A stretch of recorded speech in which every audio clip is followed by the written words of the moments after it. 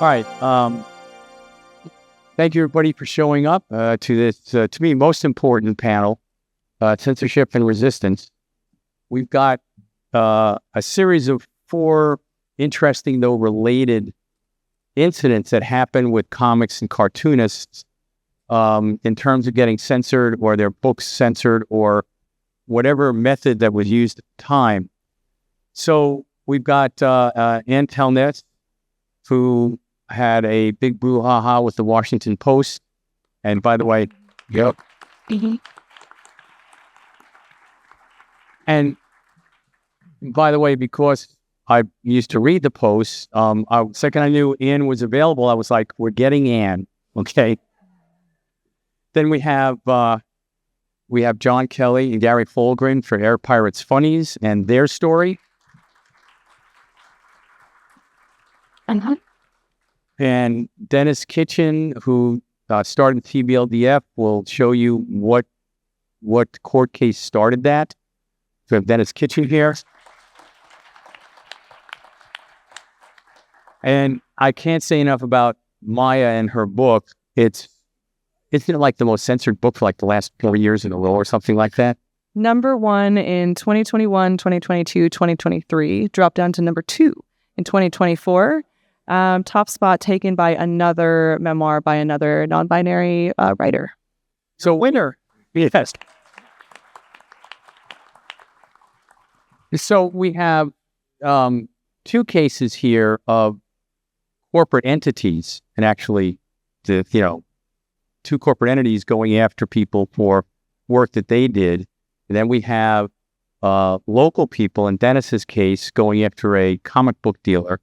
And then Maia's case that is nationwide, and it shows how far we've fallen. So what I wanted everybody to do was to basically, we'll start with Ann, then we'll go to Denis, then Maia, and then we'll do Gary and John to talk about what happened. Okay, what was it that prompted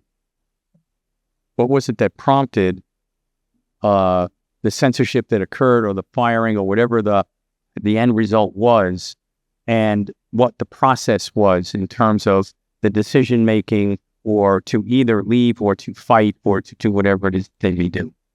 So without any further ado, I'll start over here with my good friend Ann. You can stand up if you want. I can give you the clicker. Okay. Now that you can see me over there. Can you? Okay. Okay, let's go.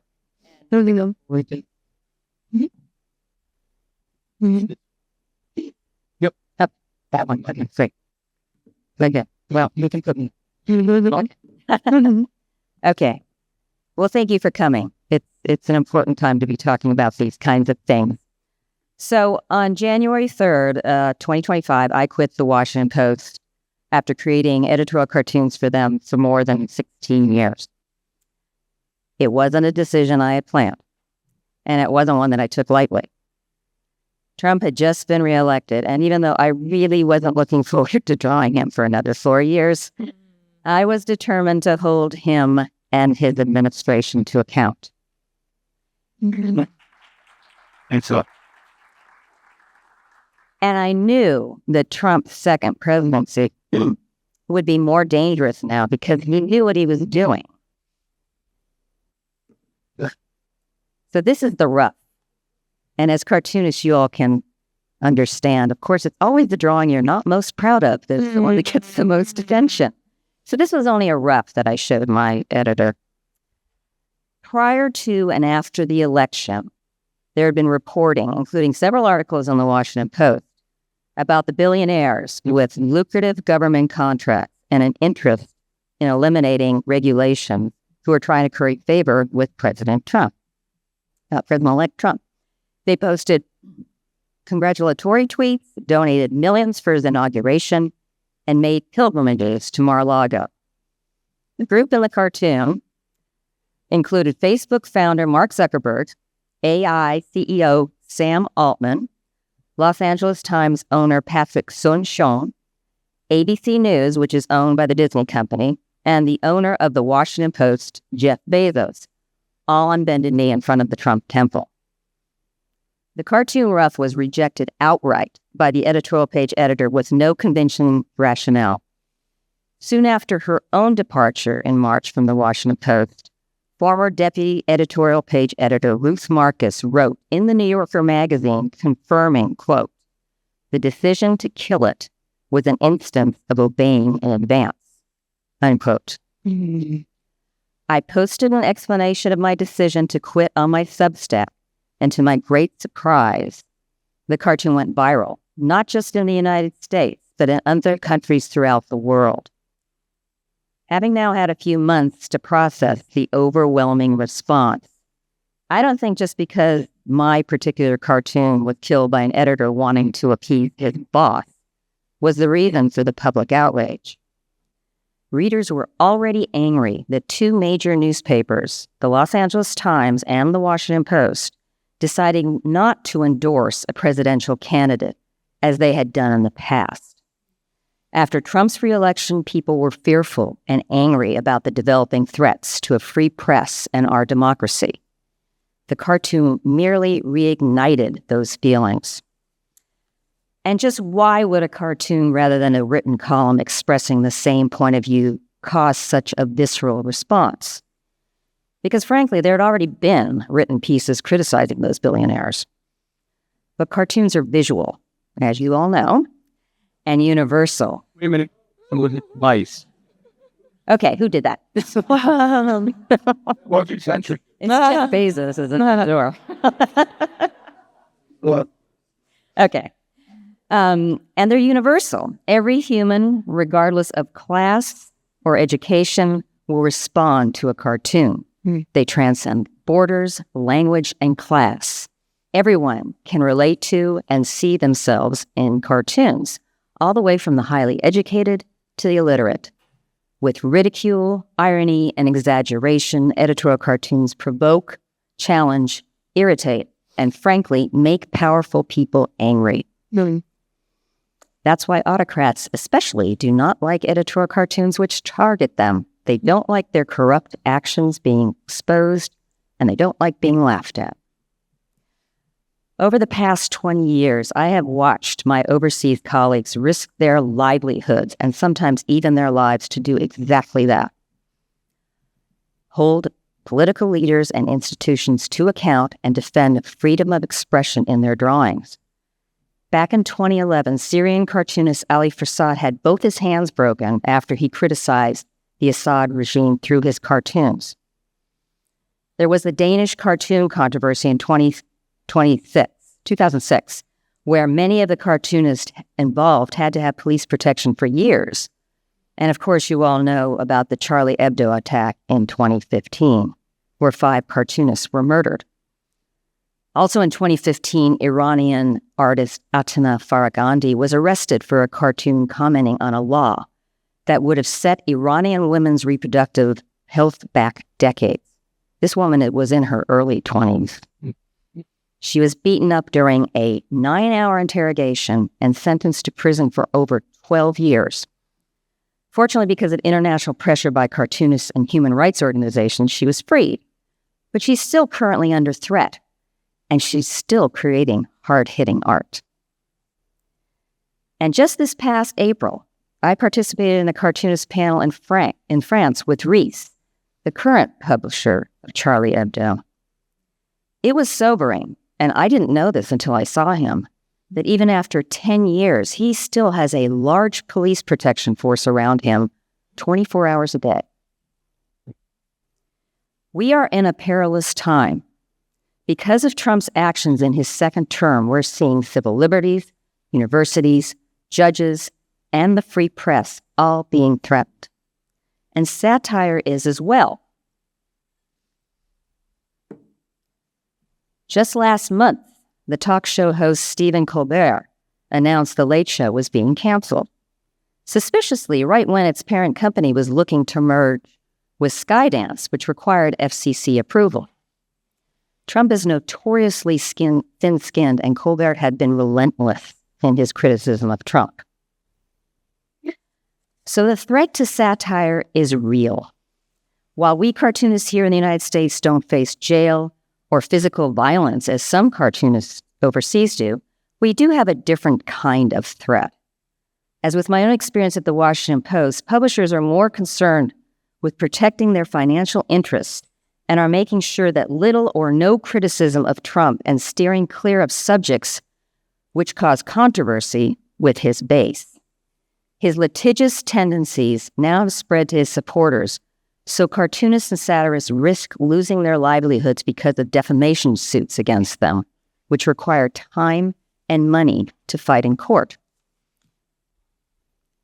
I know that the editorial cartooning profession is not the concern of many creators here at SPX. You may feel editorial cartoons are from a different era, an anachronism in today's cartoon and comics world. You may feel that political commentary isn't what you do. Many of you create more personal work about your own life's experiences. And like many Americans, you're worn down by the news and prefer to tune out and just draw. I understand that feeling. But that personal subject matter, which you all create, is precisely what is now under threat. Recently, I participated in a podcast with the legendary Alison Bechdel, where she talked about her memoir, Fun Home, being banned in certain school districts. She showed a video about during a school district meeting where her book was described as pornographic. Alison was upset. She went on to say she didn't think the book bans were about her stories, but about banning the people in those stories. She movingly exclaimed, quote, "They don't want gay people around. My memoir is about my life. You can't call my life pornographic." Unquote. Creating satire is an important form of resistance to autocracies and threats to a democracy. And even though you might not think that editorial cartooning, which is satire, isn't important in your world, it is essential for civic debate and your ability to tell your story. Thank you.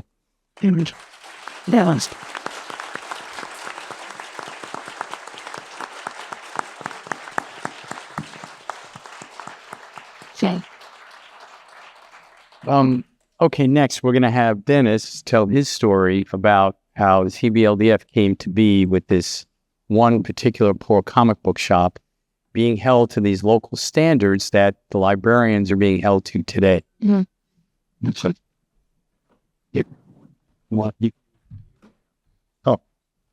ahead.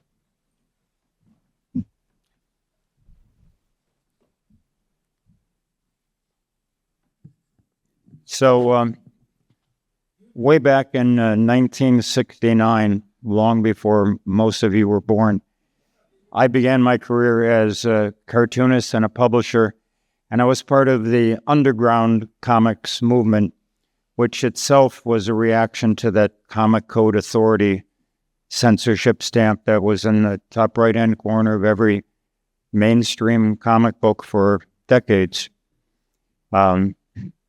So for almost 20 years, even though I was publishing along with my colleagues some pretty provocative material, we never had more than little skirmishes or rumors. We never had a problem. We flew under the radar. But then in the late 80s, I got a call from a retailer in suburban Chicago. And he said 2 officers had walked into a store, found half a dozen items objectionable, and arrested the manager. And one of the items was a series I published called Omaha the Cat Dancer, written by the late Kate Worley and drawn by her partner, Reed Waller. And this was a series I was actually very proud of. It was let's say a literary series, but it had definite erotic content. So these officers, one of whom told a reporter later, dumb enough to talk to a reporter, he said, "Yeah, that store was full of all kinds of material. We only took 6, but he said, the walls were covered with satanic material." Now that's a clue to where he was coming from. Fortunately, there were no laws against displaying satanic material, but there was an ordinance against displaying obscene material. And just like Anne said, I mean, this was not obscene material. It's a big difference, something being erotic. And even there, who draws the line? So I immediately said to the owner, what can I do to help? And he said, oh, don't worry, it's under control. Hired an attorney, we'll make this go away. Well, the attorney he hired had no experience in First Amendment law, and the manager was found guilty and subject to a several $1,000 fine and as much as 6 months in prison. And at that point, I got really agitated, and I decided to raise money for an appeal. So I put together a portfolio of art by mostly artists who would never in their life get busted, like Sergio Aragones and Will Eisner, but it also included people like Crumb. I think we had a dozen. Raised enough money, I think we had about $20,000, and I said, okay, and I'm going to find the best appeal attorney we can get. And we found a Chicago attorney who had actually represented the Playboy Foundation. He had a lot of experience, First Amendment. He was able to overturn the conviction on appeal. And at that point, there was still money left in the bank. And I remember thinking to myself, well, I can donate it to another charity, but maybe this could be a problem again, because I suspected there were a lot of incidents that no one ever heard about. I heard about it because my comic was busted. What about all the others I didn't hear about? So I said, all right, just for insurance purposes, I'm going to start a thing I call the Comic Book Legal Defense Fund, and turn it into a 501c3 nonprofit corporation, so donations are tax deductible, and had an 800 number, and wow, we found out, yeah, there were incidents all over the country, and not just in the Bible Belt, but places like Chicago, and so actually I should be clicking this, shouldn't I? These are headlines from trade publications at the time. Some things obscene in Lansing, Illinois. Friendly Frank's, which was the name of the shop, kind of creepy. Friendly Frank's, is found guilty. And then on the left, you see conviction was overruled. And on the right is the current symbol for the CBLDF, which is still going strong, headquartered in Portland, Oregon now. And if you're donating money to charities, keep that one in mind. And who's next? Last Tuesday.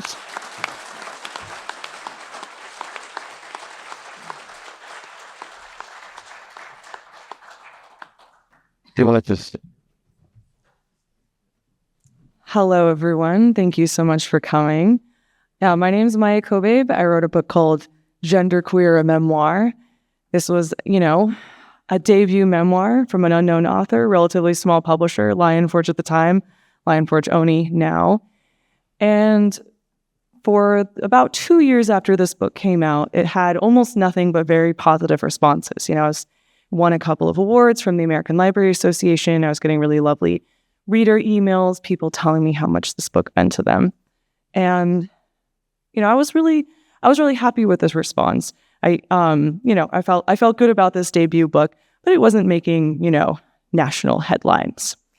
And then we reached the fall of 2021, and the book bans came for me, and it has basically dominated my career since then, and has become my main speaking gig, and has completely shaped my life. And I've also seen it roll out in impacts across the country.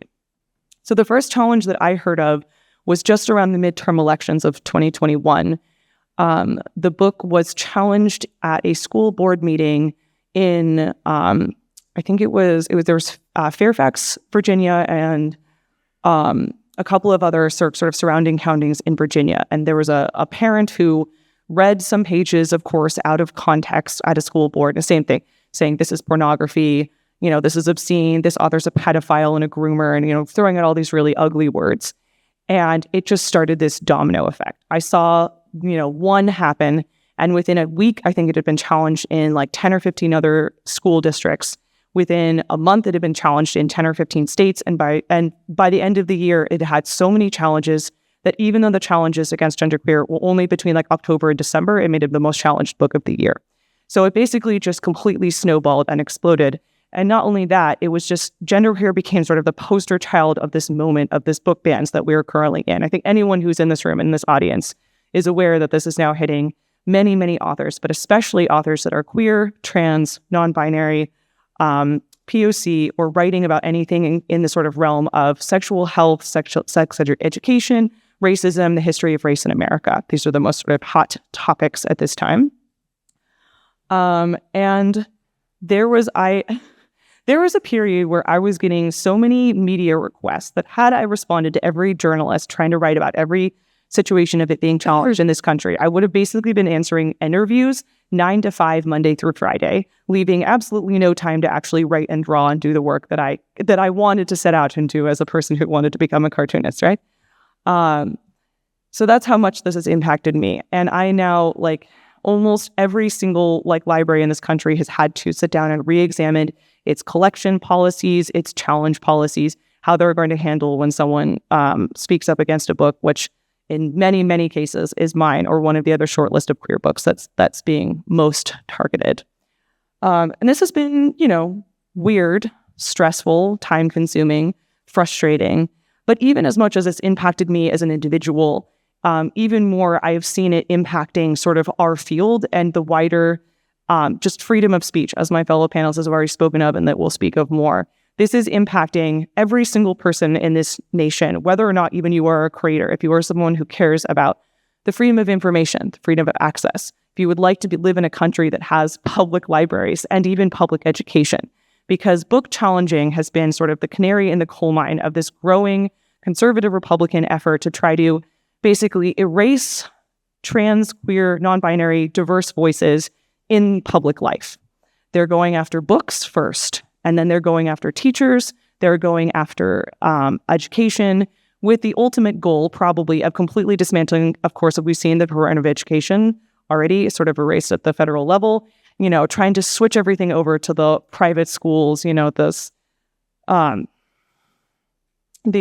they called? The charter certificates, though, anyway, basically trying to erase almost all of the nationwide organizations we have for just keeping an informed public, an informed, educated, aware, politically conscious public, right?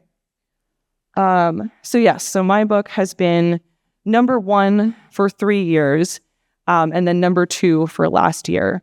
But I know, I am very much not the only author that is facing this. There are so many, and the books that are challenged the most, the ones that are in the top 10, we get a lot of press, right? And I have seen, it's led to, I'm in front of you today. I've spoken to the Library of Congress. I've been on NPR. It's led to publicity for me. But it's different when it's an author whose book is maybe the 45th most challenged or the 67th most challenged. Those don't make it into the BuzzFeed top list, right? But those authors are still affected, and they're also affected by soft censorship. So libraries may be thinking this book could be dangerous, and I am afraid to even stock it on this bookstore shelf or this library shelf or in this school library, in fears that it will cause a challenge. And maybe they think, maybe I don't stock genderqueer because it's too hot of a topic. But maybe that means I can keep some of the lower profile books, right? So it's not always a choice that someone is making because they disagree with the material. So often it is a choice, a very strategic and painful choice, maybe made by a teacher or librarian who doesn't want to lose their job or who doesn't want to have no queer content available for students or library patrons. This is just a short one panel from my last comic for the Nib, RIP, about librarian responses from attending the American Library Association conference. Also, my book has been the subject of a couple of lawsuits. In 2022, a Republican candidate who was falling a distant third in his congressional battle decided to sue the Barnes & Noble location in Virginia Beach, Virginia, clearly as a publicity stunt to support his failing political campaign. And even though it felt like kind of a stupid stunt lawsuit, we still had to take it seriously. And I'm extremely grateful that the Comic Book Legal Defense Fund stepped in to support genderqueer. I worked with Jeff Trexler, the interim director, and we also hired a local counsel who created a defense for genderqueer, basically having to prove that the book was not obscene. Obscenity in this country right now has a very specific legal definition, which is defined by a law called the Miller, or like an ordinance called the Miller test, which if you look it up on Wikipedia, there's a very good short definition. But basically, for a work to be determined obscene in the legal definition, it has to have no scientific, literary, political, or artistic merit. So any work that has won a couple of librarian awards probably does not meet this specification. It is also required by the Miller test that a work be taken as a whole. You can't pull out 1 or 2 panels, 1 or 2 pages, or if it's video or a video game or something, 2-3 seconds, one scene, and say this work is obscene because it includes, one instance of a sexual act or nudity or something like that. You have to take the work as a whole. And generally, the people who are challenging my book are pulling out 1 page, 2 pages, and saying this book is obscene because it includes 1 dildo or something like that. And instead of looking at the book as a whole, similar with Alison Bechdel's work, but this is a story about one person's entire life. It's a story of coming of age. It's a story of coming out and living as your full authentic self and trying to be open with your friends and your family and your community about who you are. The point of the work is not to be sexy. And even if it was, it probably still wouldn't be considered obscene, right? There are multiple laws being pushed forward in this country right now to dismantle the Miller Act so that more work can be determined as obscene in the legal definition of obscene. And so what I'm seeing is just these laws being pushed forward, including the IODA Act, the Screen Act, and multiple of these different COSA, all of these bills that are being pushed forward saying these are to protect, children from inappropriate work online. They're all censorship bills, right? So we're in this moment where we're facing these attacks on multiple levels. It's defunding of libraries, it's the destruction of public education, it's attacks on queer healthcare and queer rights, and it's also the eroding of our privacy online. All of these are linked together into this effort to surveil, control, and as cut off the sources of information for us as a nation. And all of it is a larger project of fascism. I also am the other lawsuit that I'm involved in. I am one of many authors who are party to the class action lawsuit against Anthropic, the AI company of Meta, which stole 7 million books, and are trying to settle by paying affected authors a mere $3,000 per title to say that should be compensation for them having taken our work and creating these ChatGPT large language model tools, trying to once again strip us of our future livelihoods. This too feels like a form of censorship, taking away the ability of artists to make a living on and support ourselves with artwork. So I don't have a particular. Do I have one more? No, yeah. But I will say that, of course, we are not taking this lying down. We are still supporting and fundraising for the Comic Book Legal Defense Fund. Very recently, authors in the U.S. have created Authors Against Book Bans. I have a little info zine about that. And if you come to my table later, if you are an author, I am happy to give you the recruitment pitch. We have over 5,000 members already in the United States, and members in different states, including Rhode Island and Colorado, have already passed state-level legislation protecting against book bans in their states. And there's now a Canadian branch as well, Canadian Authors Against Book Bans, as they are now seeing specifically in Alberta. The Alberta government is basically replicating the exact same pattern of book bans we've been seeing in the US. So it is spreading to our neighbors in the north. So we are not going to be taking this lying down. We are going to be speaking up about it. We are going to be feisty. We're going to fight. We're going to organize.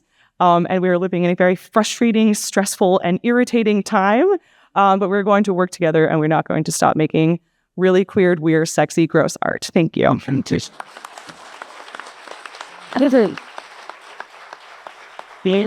just want to see you. Yeah. We'd rather live. Yeah. There you go. What? I should take this mic. Okay.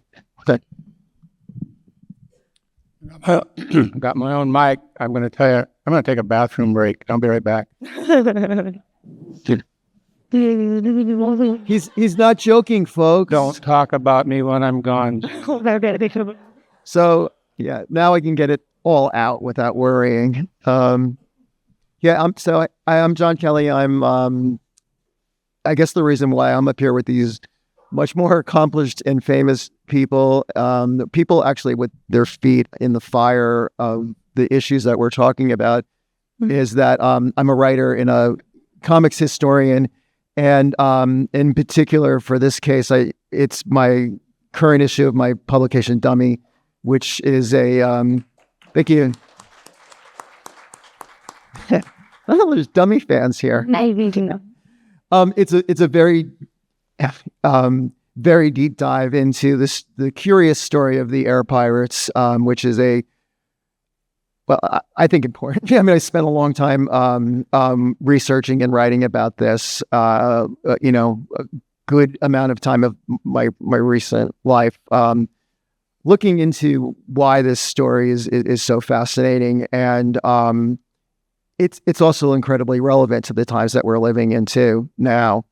And I think when I sat down with Anne here, we made the comment about like we're living in really interesting times right now. Interesting being interesting, right? But I think times are always interesting, And you go back in time to 1971 when the air pirates put these parody comic books out.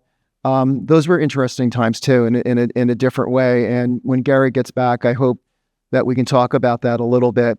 But a top line, if you really want to know who the air pirates were, you need to read this this copy of Dummy. But the short answer is that they were a group of incredibly talented, very young underground cartoonists who in 1971, for some reason, decided that they wanted to take on the most powerful company in perhaps the world at the time.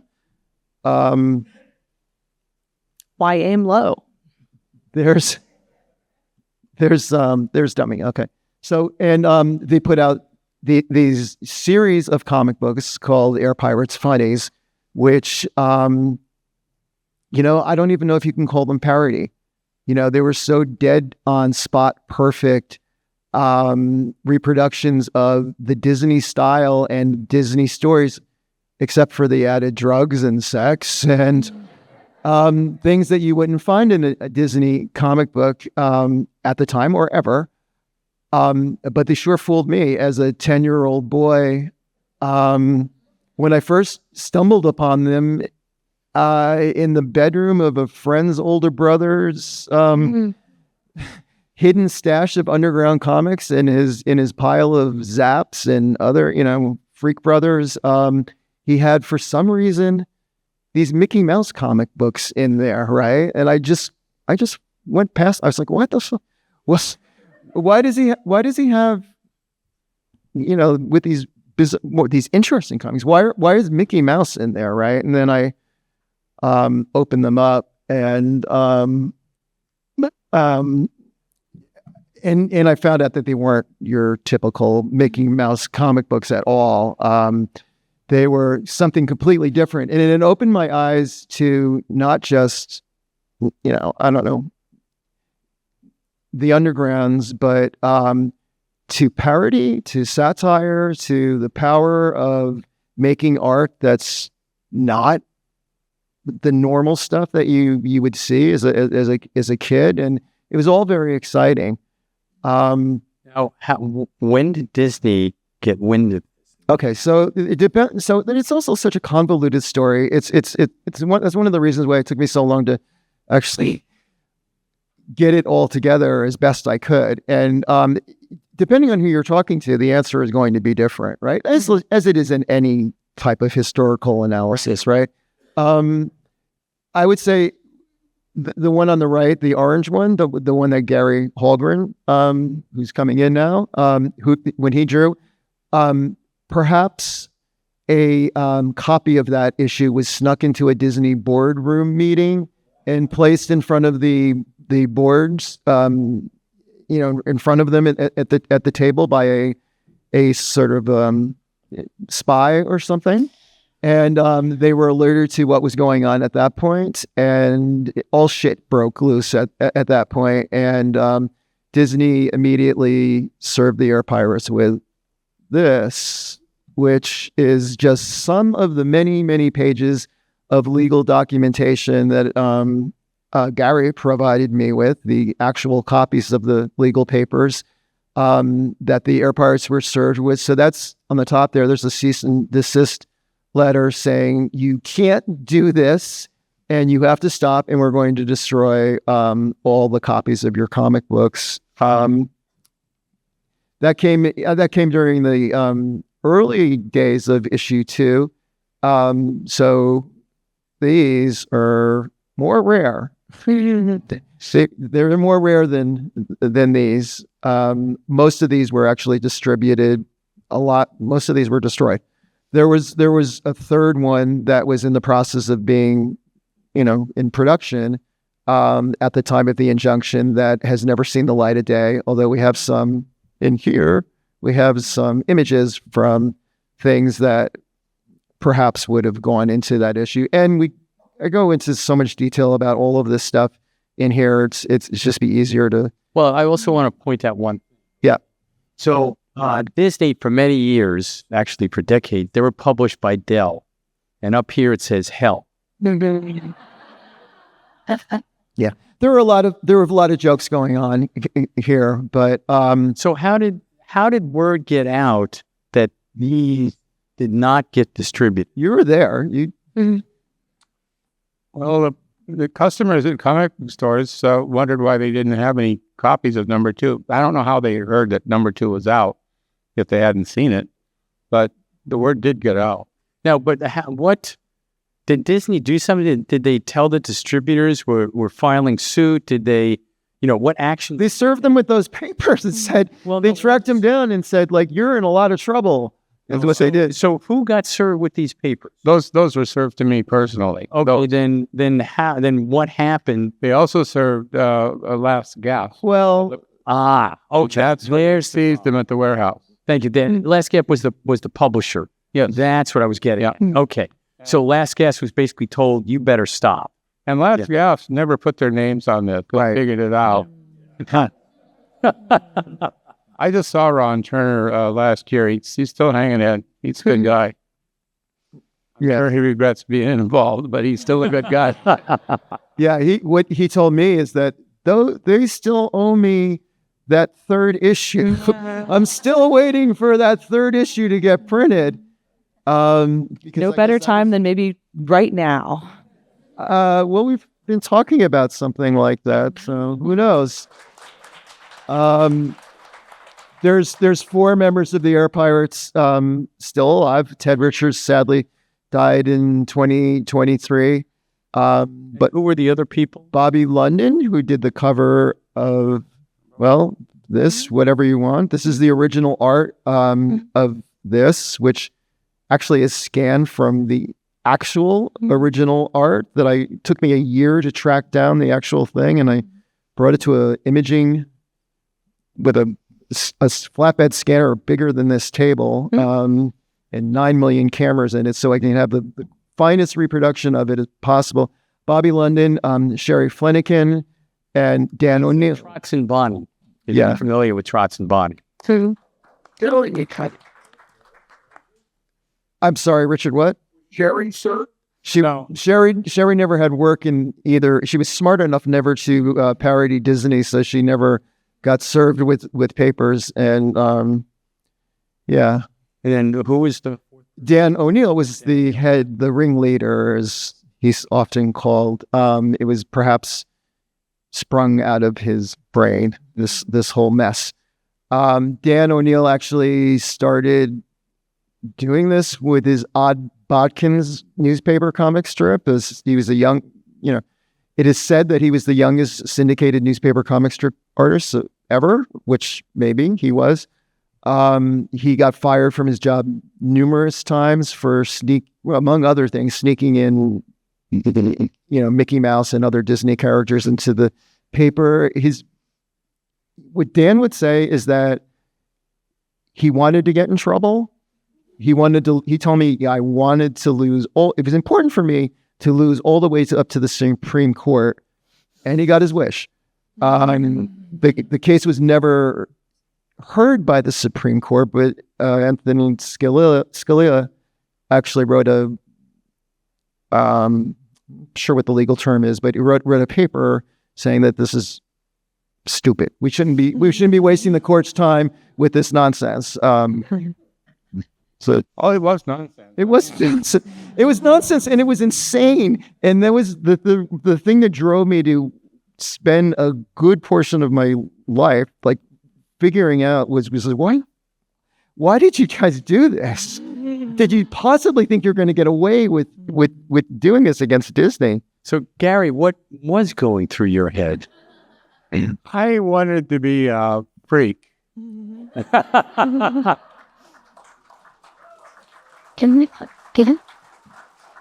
You need to add that to the Ignatz Awards for next year, and give a retroactive Cartoonist Freak of the Year award, please.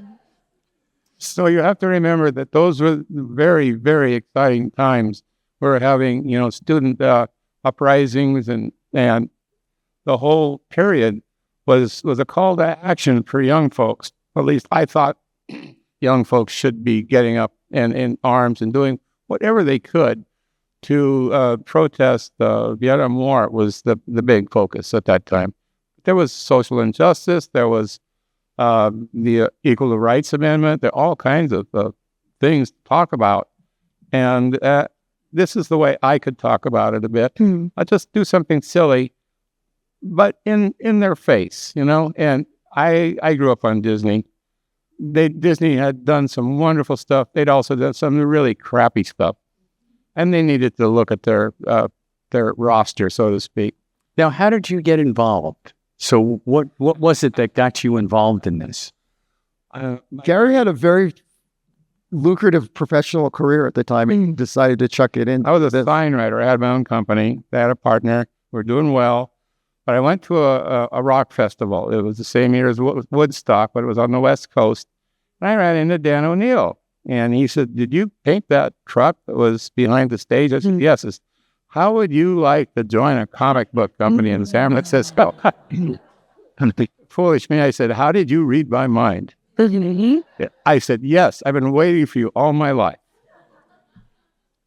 I probably should have had a little more thought about it, but I just went for it right away. But yeah, how old were you? You were like About 25, yeah. 25. Yeah. And how, when was it that the idea was pitched that we're going to go ahead and basically take it to Disney?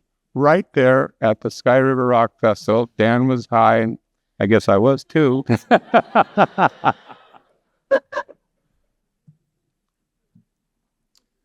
You need more details, You want to know which dealer I got the mescaline from? I forgot. And that's a perfect example of, if you were to ask that question to the other members of the Air Pirates, you'll get a different answer.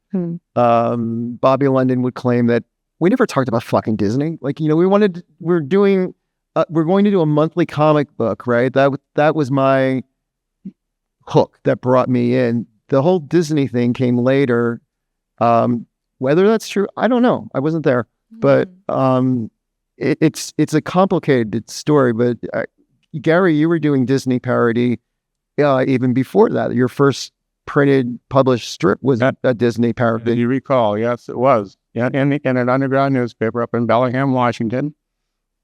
I didn't know what I was doing, but after I'd seen Zap #2, I was on the path. And when Dan showed up, I was not only on the path, I was speeding down the path. I was ready. And look what happened. So Zap #2, if you may or may not, so there were Victor Moscoso and Rick Griffith were doing Mickey Mouse and Donald Duck riffs on it. It was the same thing as actually not doing studying how to draw Mickey Mouse the Disney way. They were doing hallucinatory. I love this. I love that. Absolutely, it's wonderful. It was more, but it was also more derivative work than it was directly copying. Yes. These guys were using the same pens and brushes as the Disney artists. They were studying. They had model sheets hanging in their studios. They were teaching themselves how to draw in that particular style. This was a sought out, like, psychotic movement that was going on. It was nuts. Okay, so we need to, because I want to turn everything for a second. We've heard everybody's story. We've talked about censorship, but now I want to talk about resistance. And I want to open it up to the panel here about, well, okay, we've got all the censorship going on out there. What can we and what should we do? Maia, why don't, do you have any thoughts on the subject, or did I just put you on the spot? No, I have many thoughts on this subject. Thank you. First of all, the first thing is to not let the fear of being censored stop you from making the work that you want to work. So the first thing is to just, when you are, as a creator yourself, sitting in front of the drawing desk, whether you are called to draw Disney parody or your trans memoir, don't think, I am too afraid to do this because of what might come. You need to first, commit yourself to your own art and know that your story is important, especially if your story, which is not one which has been seen regularly in the mainstream or well represented in the mainstream, and don't censor yourself first. And then second, I would say, if you have a little bit more energy, getting involved in local organizing is, of course, very important. There's buck bands, of course, more active in some states in the U.S. than others. But if you're in an area where it's a big issue, even having 2 or 3 people show up to speak at a school board meeting or a library board meeting in support of the books, in support of free speech, can have a huge impact, because generally the people who are trying to ban books are few but loud. And it's 2 or 3 moms for liberty or mega nut jobs who are shouting at their school board or shouting at the libraries, and they come on really aggressive. And it can really freak out the officials. But if then there's a larger group of people saying art is important, literature is important, free speech is important, diverse narratives are important, having those voices to outweigh the loud anti-book banners is huge, is really impactful. One of the cartoonists who's showing here today is Kathy G. Johnson, who is really involved in the Rhode Island chapter of Authors Against Book Bans, helped author and also spoke multiple times at the state capitol about that bill, and that they managed to have signed into law in Rhode Island. So if you want to talk to someone who has really got involved at the state level, Kathy is incredible, and has also spoken about it on their podcast, Drawing a Dialogue. So you can look that up later. And then if you want to get involved more on the national level, I would say, joining literally any organization, but especially if you are a writer, author, illustrator, editor, etc., Authors Against Book Bans will really have a lot of directions to point you in. American Library Association, ACLU, PEN America, National Coalition Against Censorship, Comic Book Legal Defense Fund. There's literally so many causes that could use either dollars or human effort hours. So if you have any to spare, believe me, they're needed. Thank you. Now, anybody else want to join in on that? Or I would just second what Maia said and add how impressed I am with Anne's decision to quit probably a pretty lucrative and prestigious job over principle. Yeah. Really. All right, we have time for 2 questions. So the first 2 hands get raised. Let me see. Yes. What was the microphone right over the question for Denis? When the CBLDF was created back in the dinosaur age, meaning before social media, what challenges did you face getting the word out to all of those who may even be in need of accessing that defense fund? Did it go as smooth as you thought it would? Or was it kind of rough to get the word out? What techniques did you use? Actually, the industry as a whole was very supportive. It became kind of an umbrella organization. I made a point that the board of, I think we had 9, consisted of artists, retailers, publishers, and distributors. So everyone in the industry had a voice because we were all affected. And as a result, we had a lot of support getting the word out. The most comic conventions at the time would give a free table. So we would have a spokesperson or two give out literature and collect donations and so on. And also the trade publications at the time, like the Comic Buyer's Guide. I think that it predated the Comics Journal and other more contemporary ones, but it really was the industry uniting behind something in a way that was in itself inspirational. It was another question. Right back there. Could use the microphone. This will be the last one because we are at about the time we're supposed to leave. Okay. So I have a question for Maia. So I do a graphic novel that's based on punk rock slice of life. And I'm in my third book. And one of the things I want to make as a distinction is that there's a certain subsection of the punk movement that isn't punk. And I think we all know what I'm talking about. And there's an extended action scene where I make that very apparent. But I'm posting it on a social media site. So they have a lot of control over what they can be posted. So I'm wondering, would it be more of a strategy of having one version that's digital, but then doing the real one in print and then giving that out to people? Yeah, that's difficult. We're also living in such an age of digital censorship where it's also hard to even call things out as problematic on social media. Like if you are making a post saying, hey, maybe don't use Substack because they support Nazis, and your post gets flagged because they're like, you can't talk about Nazis. And you're like, I'm trying to say, don't go to the Nazi bar. That's what I was the talking message about I'm Nazi trying punks. to say. Yeah. Exactly. That is difficult, and maybe you can come to my table after and we can chat about which specific sites you're on and maybe strategize a little bit, because I don't think I have a general one answer fits all. But yeah, you may end up having to post an edited version with even like some panels like blacked out or something, or say like, hey, the longer version is either it's on Patreon and it's behind a paywall, or you can buy, the full length chapter as like a PDF and I'm selling it on, Itch.io, or although they've been facing censorship as well. But you know what I mean? You may end up having to sort of be like, here's the sample and or edited, or like the version that's not going to get my account banned on Instagram. And then here's the like expanded edition version is available in XYZ places. Yeah. But the quick one right here, and then we have to go. Well, then, Take the microphone, please. In Eastern Bloc countries, there was a lot of resistance at that time to the Soviet Union.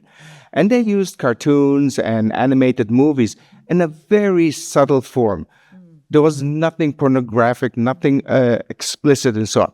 But everybody understood what they were doing. So is that another way of resistance? Yep. We will also do that if it comes to it. Believe me. That's actually what international cartoonists do. They have a lot more restrictions than what American cartoonists do, because we have our First Amendment rights. For now, yeah. But that's what they do. They kind of go around things by, drawing in a different way. But as you said, the audience knows what they're not. Thank you very much.